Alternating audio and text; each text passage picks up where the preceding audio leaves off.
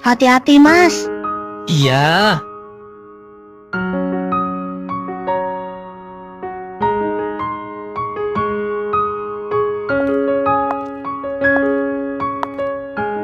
Wah, pasti keluarga baru ya.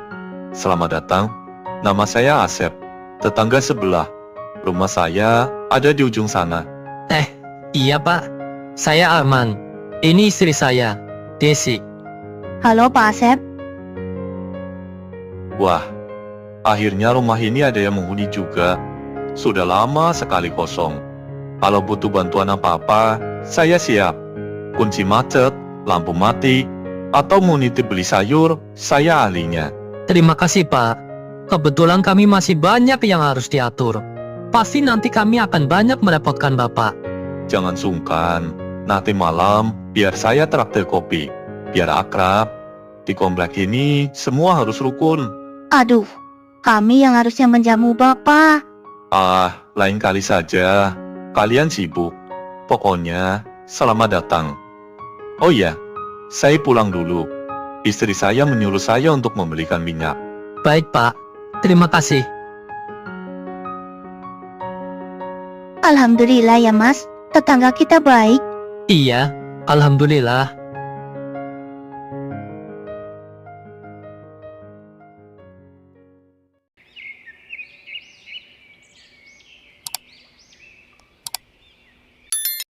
Iya Pak, nanti malam saya akan kirim dokumennya.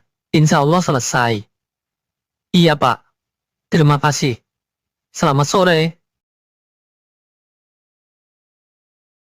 Pak Arman, ada waktu sebentar? Ada apa Pak Asep?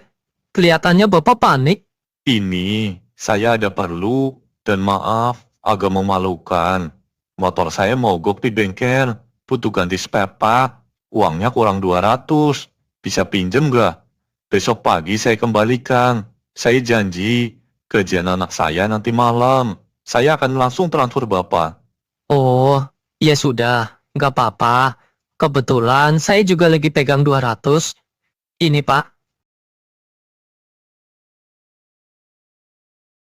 Terima kasih banyak Pak Arman. Anda penyelamat saya. Nanti malam, pasti saya ganti.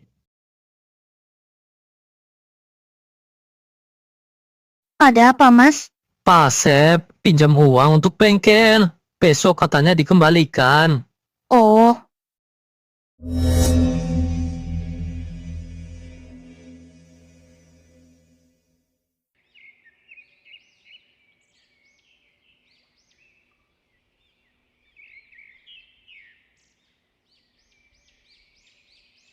Selamat pagi Pak Asep. Motornya sudah beres. Oh, pagi Pak Arman. Sudah beres. Tapi maaf ya soal uangnya. Transferan dari anak saya ternyata pending. Katanya sistem banknya lagi error. Mungkin baru bisa masuk besok. Oh, ya sudah nggak apa-apa. Yang penting motornya sudah bisa dipakai. Iya Pak, besok saya janji pasti saya ganti. Maaf ya, sudah membuat Bapak kecewa.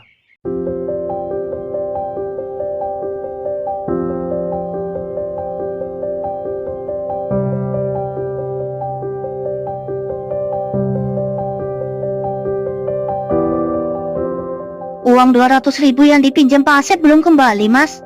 Itu uang belanja kita minggu ini. Katanya sih besok. Sistem banknya lagi error.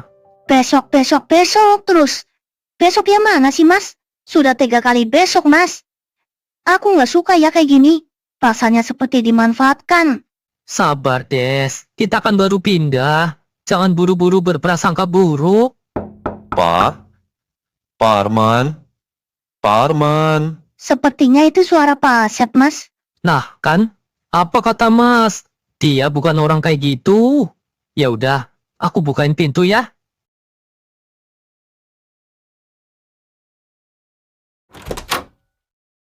Pak Arman, maaf mengganggu. Ini, listrik rumah saya diputus sama PLN. Katanya tunggakannya 3 bulan. Padahal besok saya juga mau bayar, tapi malam ini gelap. Anak saya besok mau ulangan. Bisa pinjem dulu nggak 500? Besok sekalian saya ganti sama yang kemarin. Saya lunasin semua. Sumpah. Baiklah Pak Asep, tapi tolong, besok benar-benar diganti sama yang kemarin. Kami juga lagi butuh Pak. Pasti Pak, saya janji. Ya sudah, ini uangnya. Terima kasih Pak. Kalau begitu, saya pamit. Assalamualaikum. Waalaikumsalam.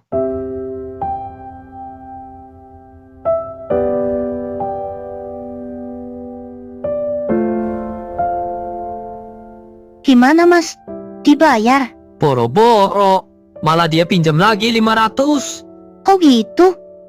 Kamu gak kasih uang kan mas? Ya terpaksa aku kasih. Kasian. Kamu ya mas? Udah tahu kemarin aja belum dibayar. Kenapa kamu kasih? Ya kita lihat dulu aja Des. Siapa tahu kali ini beneran.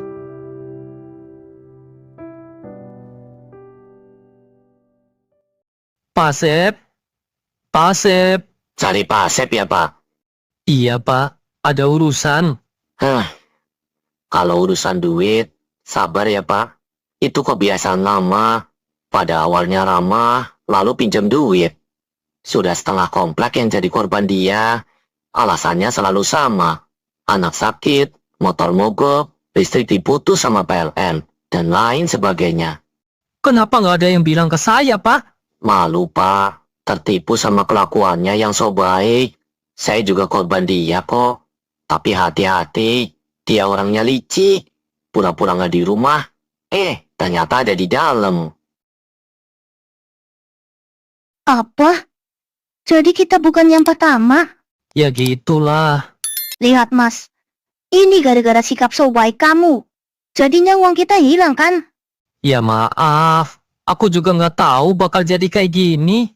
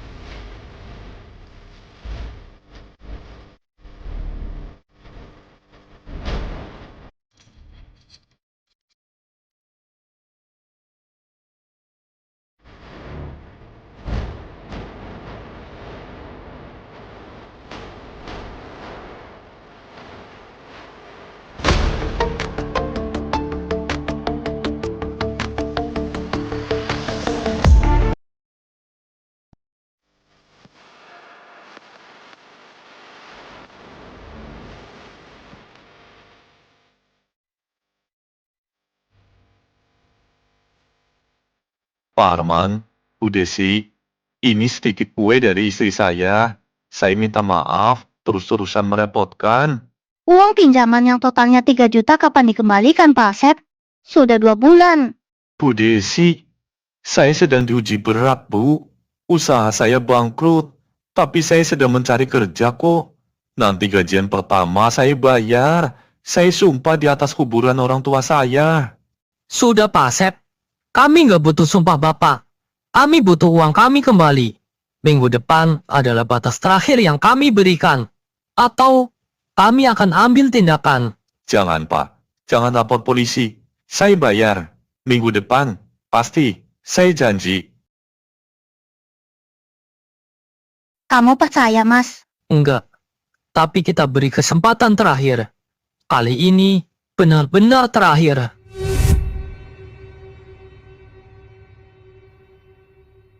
Asep, keluar kamu Asep. Saya tahu kamu di dalam. Mas, lihat. Rumahnya kosong. Kabur Pak Arman. Tadi siang dia dan keluarganya pindah diam-diam, naik mobil pick up. Katanya mau pindah kota. Emang nggak bisa dipercaya. Dia kabur gitu aja. Uang kita. Uang jerih payah kita. Saya sudah bilang, Pak, dia penipu. Beberapa tetangga lain aja sudah jadi korban. Sudah lapor polisi, tapi dia hilang seperti asap.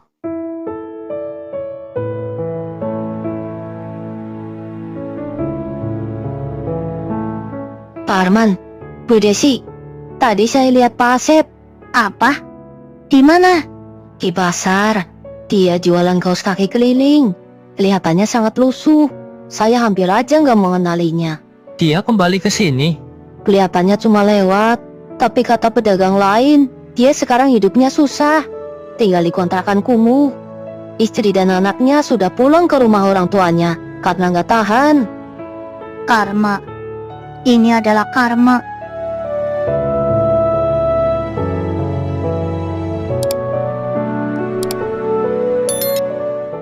Ini Bagas kemana? Kok belum datang? Pergi sana, jangan ganggu. Nanti toko saya bisa kena sial.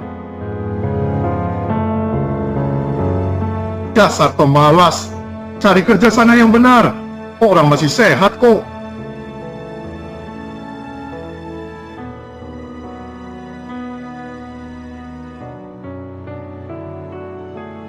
Tadi siang aku ketemu dia, Des. Dia sekarang mengemis. Kelihatannya sangat mengenaskan. Kamu kasih dia uang. Enggak. Aku cuma duduk dan memperhatikannya. Aku marah, tapi juga sedih. Rasanya campur aduk. Itu karma, Mas. Dia menipu, menghancurkan kepercayaan, dan kabur gitu aja. Sekarang hidupnya hancur.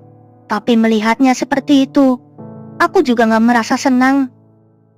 Aku rasa kita harus melupakan semuanya, Des. Baik kemarahan maupun kekecewaan kita. Dia sudah mendapatkan akibatnya.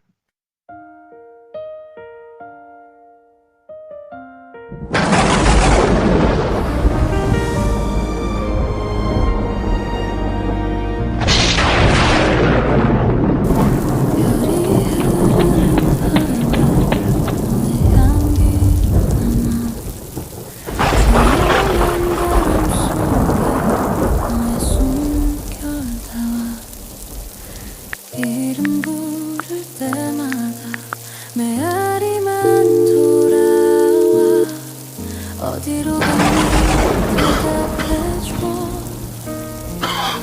너의 목소리 꿈속에서라도 너의 빈자리 차가운 공기처럼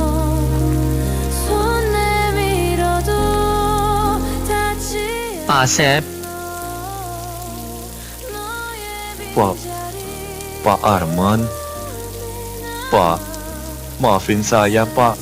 Saya sudah bersalah sama Bapak. kenapa Bapak bisa jadi kayak gini, Pak? Semua karena kebohongan saya sendiri. Setelah kabur, saya mencoba usaha dan gagal. Istri saya pun meninggalkan saya. Saya sakit-sakitan. Uang hasil menipu habis untuk berobat. Gak ada yang mau percaya lagi sama saya. Gak ada satu orang pun yang mau membantu saya. Mungkin ini balasan atas semua perbuatan saya, Pak. Saya nggak datang untuk membalas maupun menyalahkan. Tapi Bapak harus berubah. Bapak harus menjadi orang jujur. Saya sudah gak bisa, Pak. Saya sakit. Dokter bilang paru-paru saya bermasalah. Dan ini mungkin akhir untuk diri saya. Ini untuk makan malam dan beli obat, Pak. Bukan pinjam. Nggak perlu dikembalikan. Maafkan saya, Pak Arman. Saya minta maaf. Semoga Bapak bisa menemukan ketenangan.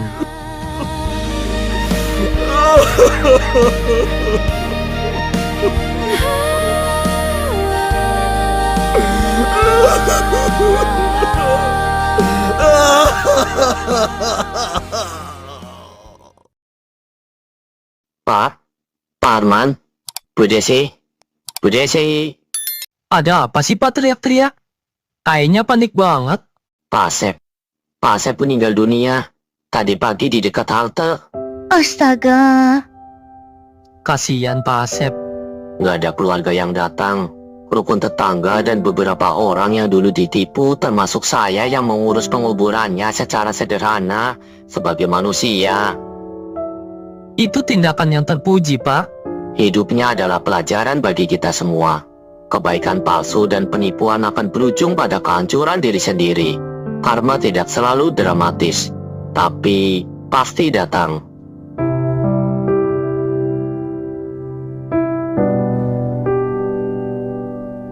kita datang untuk apa, Mas? Untuk memastikan kalau dia udah meninggal. Bukan.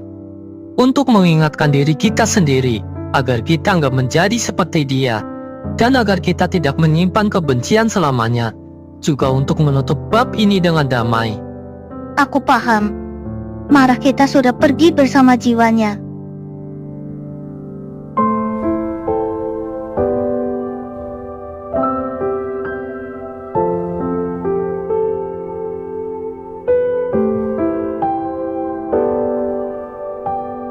Terima kasih, Pak. Bu, senang bertemu tetangga yang baik seperti kalian. Sama-sama. Selamat datang. Semoga betah. Kalau butuh apa-apa, silahkan.